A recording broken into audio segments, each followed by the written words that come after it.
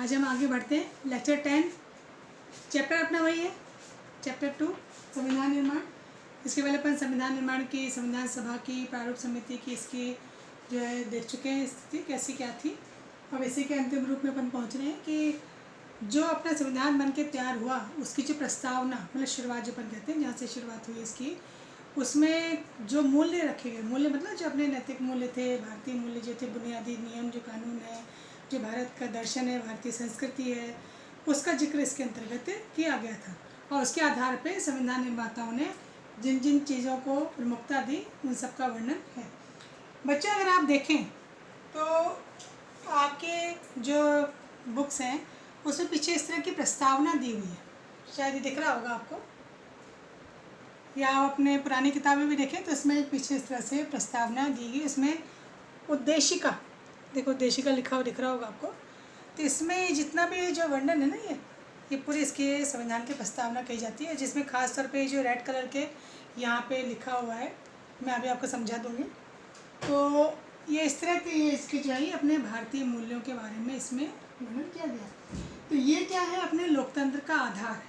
लोकतंत्र में इनको आधार मानते हुए फिर अपने यहाँ संविधान की जो है पूरा जो वर्णन किया गया है, उसके जो दर्शन है, उसके मूल्य जो है उनको जो कहा गया है उद्देशिका कहा गई है, प्रस्तावना कही है। मतलब जिन मूल्यों ने भारतीय स्वतंत्रता संग्राम को प्रेरणा दी, जैसे आपको पता है गांधी जी कहते हैं क्या थे, सत्य, अहिंसा, असहयोग, सविनय अवज्ञा, इस तरह से, तो सत्य अहिंसा, तो ये तो गांधी जी का हो गया। वैसे अपने लोकतंत्र का आधार भी क्या है, उस तरह से जिन मूल्यों ने स्वतंत्रता संग्राम को प्रेरणा दी, ठीक है, दिशा निर्देश दिए, क्योंकि उनके माध्यम से ही जो हमारा हुआ, उन्हें संविधान की प्रस्तावना में शामिल किया गया है और इसी से संविधान की शुरुआत की गई है। तो इससे क्या कहा जाता है, उद्देशिका या प्रस्तावना। किसकी, संविधान की। अगर कोई पूछे संविधान की उद्देशिका प्रस्तावना से आप क्या समझते हैं, तो ऐसे बुनियादी मूल्य, ऐसे भारतीय दर्शन, ऐसे मूल्य जिन्होंने प्रेरणा दी, दिशा निर्देश दिए, उनको जो इसमें शामिल किया गया वो संविधान की प्रस्तावना कही जाती है। तो ये कौन कौन से, इसका अपन थोड़ा सा जिक्र करेंगे, क्योंकि ये संविधान जो है हमारे 26 नवंबर 1949 को संविधान सभा के द्वारा अंगीकृत किया गया, मतलब इसको शामिल किया गया।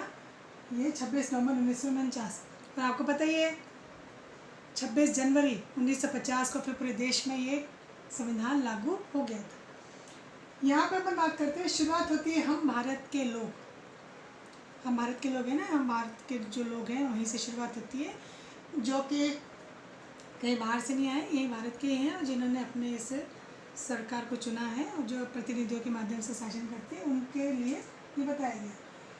तो पहला आता है प्रभुत्व संपन्न, मतलब इसका जो पहला मूल्य है, दर्शन है कि हम भारतीय जो नागरिक हैं वो अपने आप में संपन्न हैं, कोई भी निर्णय लेने के लिए, फैसले लेने के लिए, ठीक है, मतलब अपनी जो सरकारें हैं वो सक्षम हैं, हमें किसी बाहरी देश की दखल की कोई आवश्यकता नहीं है। मतलब हम अपने मामले खुद दे सकते हैं, और ना तो हम किसी के मामले में दखल देते हैं, ना ही चाहते हैं कि कोई हमारे अंदरूनी मामले में अपनी जो है दखल दे। तो हम अपने आप में क्या है, प्रभुत्व संभला, हम में इतना प्रभुत्व है, हम में इतनी संपन्नता है अपने मामलों को हैंडल करने की, मामलों को देखने की। समाजवादी, समाज के नियम कानून इस तरह से बनाए जाएं ताकि लोगों में, जो समाज में रह रहे हैं उनमें समानता का भाव हो, ठीक है। फिर जो भी नियम कानून बनाए जाए, चाहे उद्योगों के लिए, चाहे ज़मीन जायदाद से जुड़े हुए, इस तरह से बनाए जाएं कि किसी के साथ कोई भेदभाव ना हो, सबके साथ समानता का व्यवहार हो, क्योंकि समाज में रह रहे हैं। समाजवादी, समाज के कल्याण के लिए जो भी कार्य हो उसमें सबका भला छिपा हुआ। पंथ निरपेक्ष, पंथ मतलब आप जानते हैं धर्म जो होते हैं उनके अलग अलग विचारधाराओं के जो लोग होते हैं। तो अगर अपन बच्चे दुनिया की बात करें तो आपको कोई पता भी होगा कि बहुत सारे देश ऐसे हैं जिनकी पहचान धर्म से है। खासतौर पर अगर अपन बात करें यूरोप महाद्वीप की, तो वहाँ जितने भी देश हैं वहाँ पर रहते ईसाई धर्म की प्रधानता है, मतलब ईसाई धर्म के नाम से इनकी पहचान है। कुछ देश ऐसे हैं जिनकी पहचान इस्लाम धर्म से, कईयों पे बौद्ध धर्म की प्रधानता है। तो उस तरह से वो अपनी अपनी एक पहचान धर्म से जुड़े हुए हैं। किंतु हमारे क्या है, देश को संविधान में जो लिखा गया है कि इसको धर्म से अलग रखा गया है। हमारे यहाँ भारत का कोई राजकीय धर्म नहीं है, भारत की पहचान किसी धर्म से नहीं है, हमारे यहाँ सभी धर्मों को समानता मिली। आपने एक शब्द और सुना होगा, धर्मनिरपेक्ष। मतलब हमारे यहाँ राज्य को धर्म से अलग रखा गया, धर्म से मिलाया नहीं गया, मतलब हमारी पहचान किसी धर्म से नहीं है। तभी हमारे यहाँ सभी धर्म के लोगों को आगे बढ़ने के अवसर मिलते हैं। लोकतंत्रात्मक मतलब वही लोकतांत्रिक तरीके से सबको अपने जीवन जीने का, फैसले लेने का, निवास करने का और इसका अधिकार यहाँ पर जो है वो दिया गया है। उस हिसाब से यहाँ पे लोग अपने जो है लोकतंत्र का पालन करते हैं।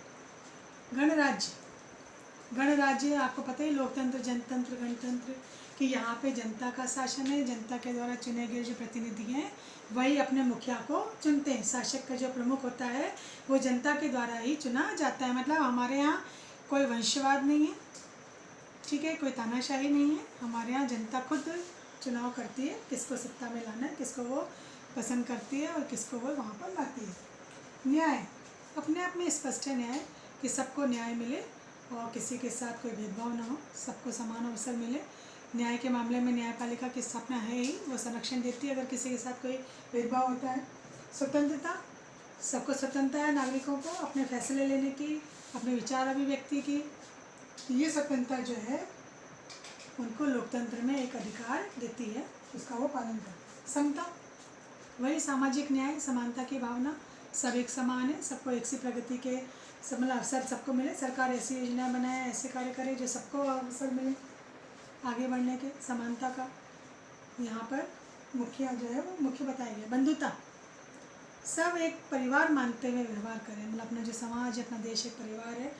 वही बात कहते हैं ना, देखिए लोकतंत्र से देश प्रेम की जो है शिक्षा मिलती है, क्योंकि हम जब देश में रहते हैं तो देश से जब हमको अधिकार मिलते हैं तो हमें एक बंधुता की भावना आती है। हम सब भाई बंद होकर के विश्व बंधुत्व की भावना जैसे होती है उस प्रकार से कार्य यहाँ पर करते हैं। ये हमारे कुछ खास जो है दर्शन मूल्य हैं जिनको प्रस्तावना में रखा गया है, उद्देशिका में रखा गया है। और यहाँ पे जो हम बात करते हैं कि अपने यहाँ पर बहुत सारे संविधान जो है निर्माता जिन्होंने अपना योगदान दिया, उनके जो हम नाम देखते हैं यहाँ पर कि किस किस ने योगदान दिया, उसका जिक्र मैं आपको बताऊंगी बुक के जरिए।